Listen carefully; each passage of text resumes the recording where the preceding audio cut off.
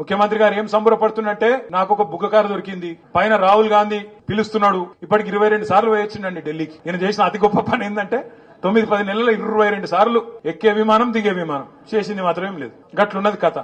ఒక్క కొత్త పథకం లేదు, పెన్షన్ పెంచింది లేదు.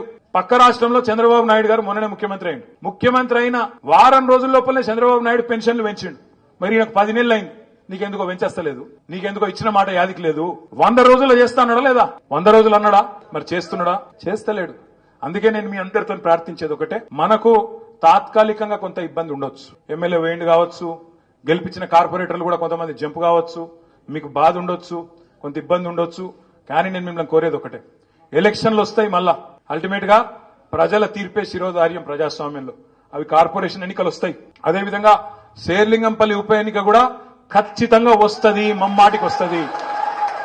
మీ దానిలోకెళ్లే కొత్త వాళ్ళు ఎవరు రారు, మీ దానిలోకెళ్లే ఒకరు తప్పకుండా ఎమ్మెల్యే అవుతారనే మాట కూడా నేను మీకు విజ్ఞప్తి చేస్తా ఉన్నాను.